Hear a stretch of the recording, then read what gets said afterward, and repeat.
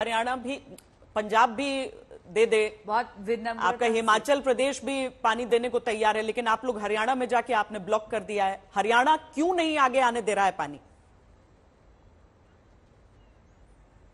श्वेता जी, बिल्कुल निराधार आरोप है।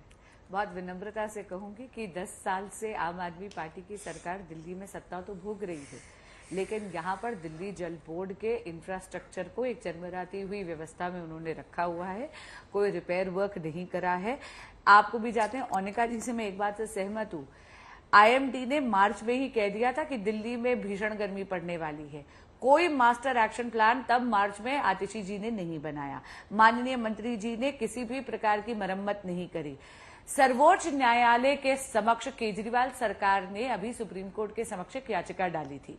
वहां पर कोर्ट ने इनको फटकारा है और ये बोला है कि दिल्ली सरकार, केजरीवाल सरकार इलीगल टैंकर माफिया के ऑपरेशन के लिए क्या कर रहा है? कुछ नहीं कर रहा। केजरीवाल सरकार वाटर वेस्टेज को रोकने के लिए क्या कर रहा है?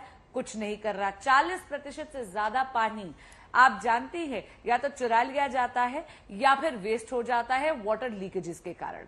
इसमें मैं दो बातें आपको और बताना चाहूंगी। ये बोल रहे ग्राउंड वाटर की बात करी प्रियंका जी ने। दिल्ली में 16 रेनी वेल है। श्वेता जी, एक रेनी वेल 400 पानी के टैंकरों के बराबर है। आप जानती है टोटल 1 MGD की पूरी कैपेसिटी है, लेकिन मेजॉरिटी जो इनके रेनी वेल्स हैं ये सारे के सारे डिफंक्ट है, काम ही नहीं कर रहे। दिल्ली में जो पाइपलाइन लीकेजेस होते हैं, मैं आपको अपनी विधानसभा की बात करती हूँ। प्रियंका जी बार बार मुझे पूछ रही कि मैं क्या कर रही हूँ, मैं आपको बताती हूँ। दिल्ली जल बोर्ड जीके विधानसभा के 1-1.5 किलोमीटर दिल्ली जल बोर्ड के ऑफिसेस के बगल में एक पाइपलाइन फटी थी।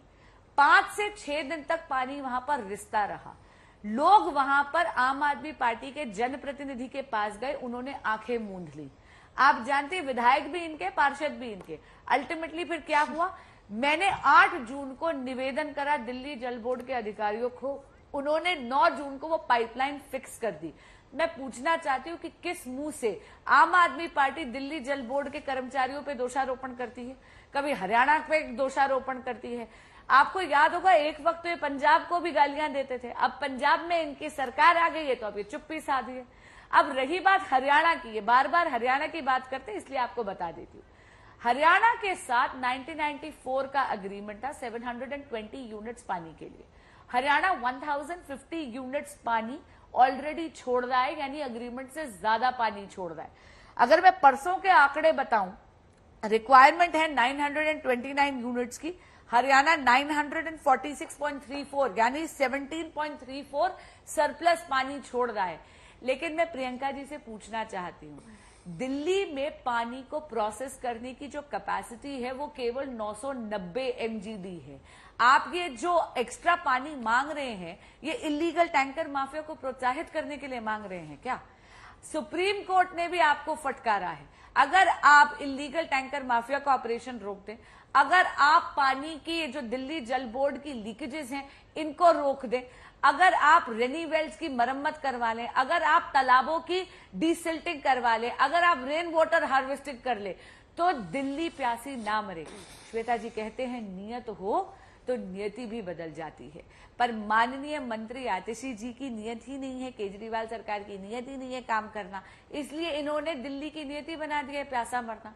और रही बात उनके अनशन की, तो बहुत विनम्रता से कहूंगी, ऐसा लगता है कि यह अनशन केजरीवाल सरकार के निकम्मेपन पर आवरण डालने की एक मुहिम है। आप सत्ता पक्ष हैं, कमांड लीजिए ना सिचुएशन की, आप विपक्ष की तरह क्यों बिहेव कर रहे हैं? ओनिका जी, मामला आज का है ही नहीं। दिल्ली की ये विकट समस्या इसीलिए रहती है क्योंकि ये इसी तरह का स्टेट है, और हर साल अगर हम सोचें कि शायद स्थिति बेहतर होगी, नहीं, आबादी का दबाव भी उतना बढ़ते जा रहा है और ये एक बहुत सीरियस समस्या है। मुझे लगता है राजनीति से कहीं ऊपर की समस्या है, लेकिन उसके बावजूद हम 2016 को याद कर लें तो तब शीला दीक्षित के ऊपर दबाव, ये आरोप लगाते हुए वाटर टैंकर माफिया का अरविंद केजरीवाल ने बहुत हंगामा किया था। आज देखिए वो पलटकर बात वहीं पर आती है, बस पार्टी दूसरी है जिसके ऊपर उंगली उठाई जा रही है। तो इसका कोई समाधान नहीं है क्या? बिल्कुल है श्वेता जी। देखिए, आप जैसे बांसुरी जी ने कहा कि समाधान की तरफ बढ़ेंगे तो कर पाएंगे ना। कहते हैं ना ma'am, prevention is better than cure. तो जब पता है ये चीजें दिल्ली की ज्योग्राफिकल प्रॉब्लम्स हैं, ऑल्टरनेटिव्स क्या हैं वो देखने पड़ेंगे। देखिए आबादी बढ़ेगी, आप रोक नहीं पाएंगे, लेकिन क्या आपने उसकी व्यवस्था उतनी कर रखी है? ये तो देखिए विल पावर होनी चाहिए करने के लिए। बहुत सी सिचुएशन शीला जी की सरकार में भी थी, बहुत इंप्रूवमेंट लाए, लेकिन कमियां फिर भी थी, उसकी भी पूर्ति करने को।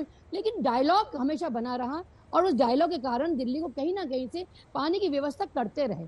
यहाँ डायलॉग ही नहीं है श्वेता जी। आप व्हाइट पेपर ले आइए, चाहे तमाम वो चीजें ले आइए, रेन वाटर हार्वेस्टिंग की बात भी कर लेते हैं, इतना एक्सपेंसिव है, आपको शायद ग्रांट भी मिलती है, उसके बावजूद कहीं इम्पैक्ट नहीं दिखता। आप लाख कह लें पाइपलाइन बिछा दी, लेकिन फिर भी पूर्ति तो नहीं हो रही ना। सवाल इसलिए वहीं का वहीं खड़ा है।